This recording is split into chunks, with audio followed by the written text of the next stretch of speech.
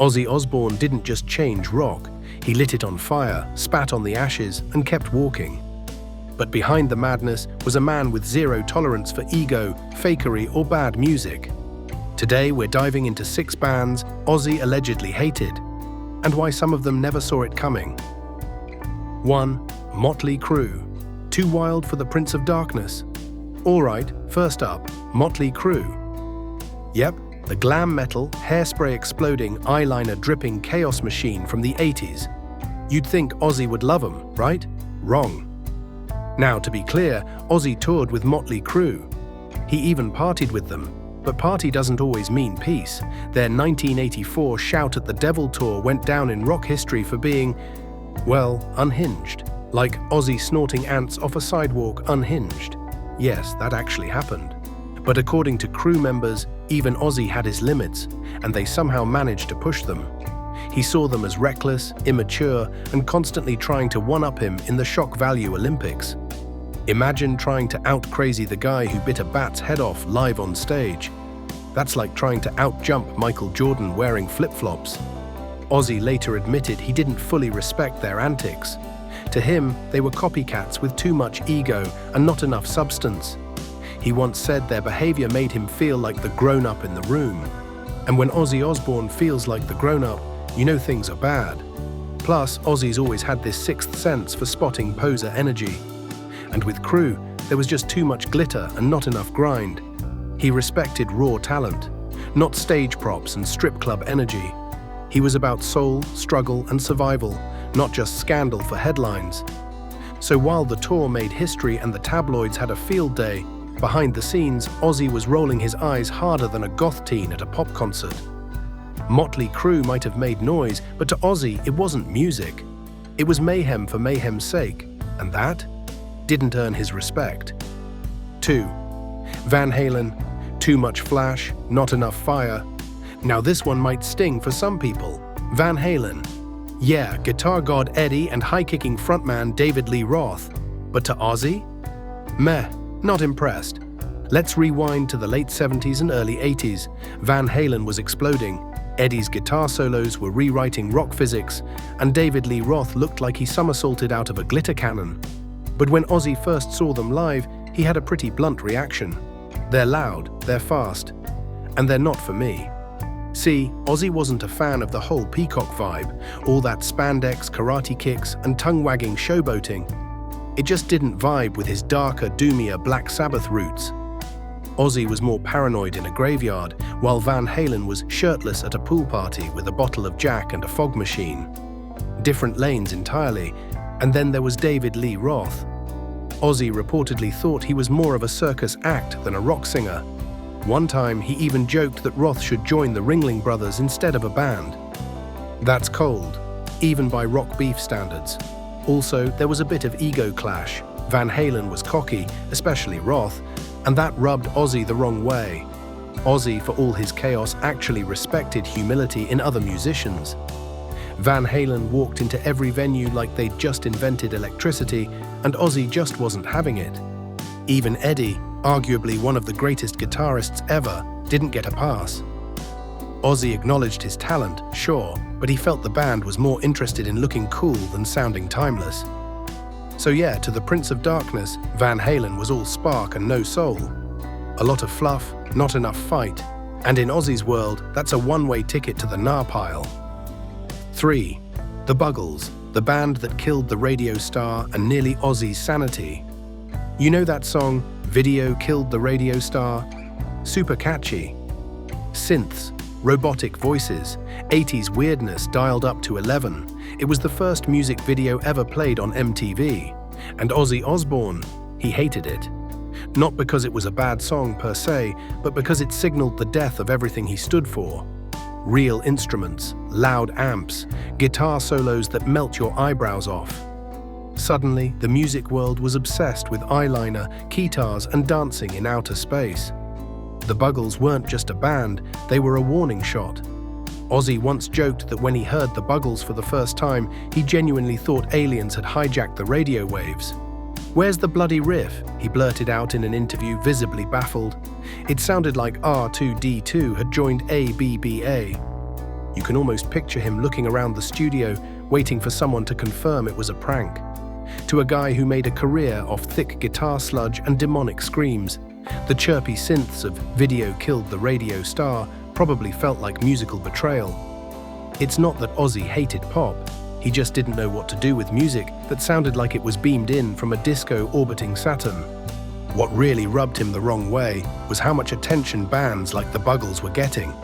Meanwhile, rock and metal were being told to clean up, smile more, and think about your MTV image. That's like telling a lion to try tofu. Ozzy knew the tides were changing, and he wasn't happy about it. When people say he's old school, this is what they mean. He liked it raw, imperfect, live. The Buggles, too polished, too programmed, too plastic. It wasn't personal, he didn't have beef with the band members, but conceptually, Ozzy saw the Buggles as the band that walked into the sacred cathedral of rock and roll and replaced the altar with a synthesizer. And to this day, if "Video Killed the Radio Star" comes on, odds are Ozzy's diving for the skip button like it's a grenade. 4. Coldplay. What even is this? Okay, now this one's just funny. Picture Ozzy Osbourne, the godfather of metal, sitting backstage at a festival, and Coldplay starts playing.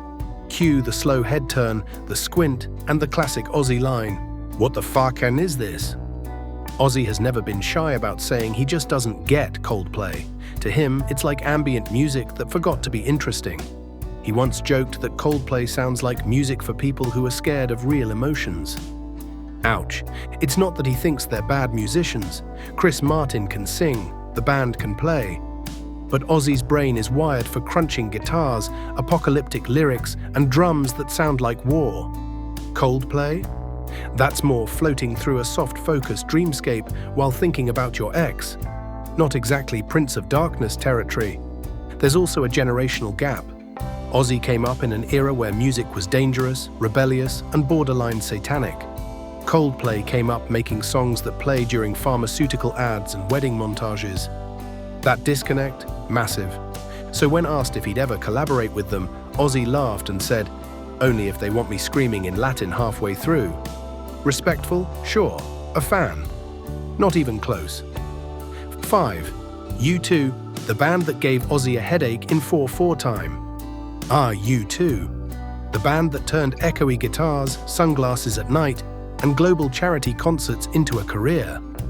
But to Ozzy Osbourne, they were basically a church sermon set to a drum machine. Let's just say Bono's whole save the world through music vibe didn't exactly pair well with Ozzy's bite the head off a bat energy. He once said, "I respect what they do, but I don't understand it. I don't want to feel guilty when I listen to rock and roll." Boom, that's the thing. Ozzy grew up with Sabbath writing songs about war, madness, and the occult. When U2 sang about streets with no name and beautiful days, Ozzy was left wondering what planet they were on, and whether it had distortion pedals. And then there's Bono himself, the humanitarian, the activist, the guy who shows up to every event like he's here to bless your chakras. Ozzy, more like, pass me a beer and don't talk about tax reform during the guitar solo. One time, Ozzy heard someone call U2 the voice of a generation.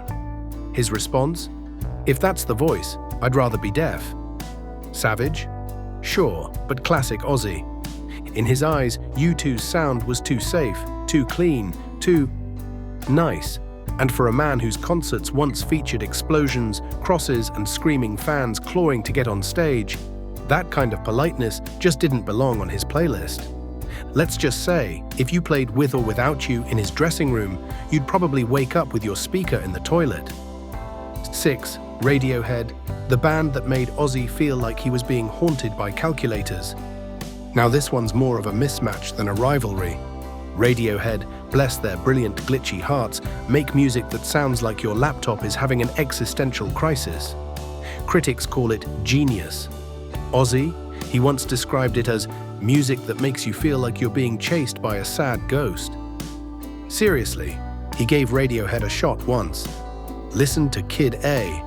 Halfway through, he said he started checking his pulse.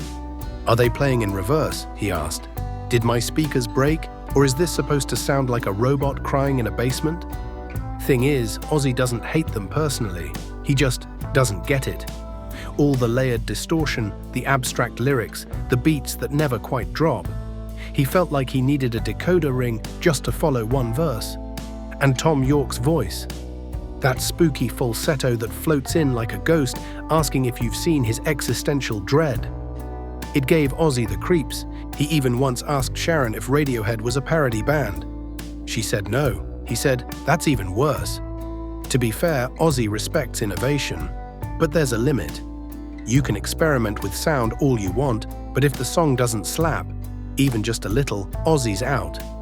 Radiohead might be for the thinkers, the feelers, the ones journaling in candlelight. Ozzy, he's for the screamers, the headbangers, and the guy smashing a beer can on his forehead in row 3. So yeah, Radiohead's probably not getting invited to dinner at the Osbournes anytime soon. Unless they remix Paranoid into Morse code and call it Paranoia.x. So what have we learned from this wild ride through Ozzy Osbourne's personal no-fly zone of bands? Well, for starters, Ozzy doesn't pull punches. If he thinks your music sounds like a haunted microwave, he'll tell you. If your vocals remind him of a goat stuck in an elevator, you bet he'll let you know. This man once turned a bat into a snack. You think he's going to sugarcoat his opinion on you too. But here's the twist. Ozzy's not out here starting beef just to stay relevant.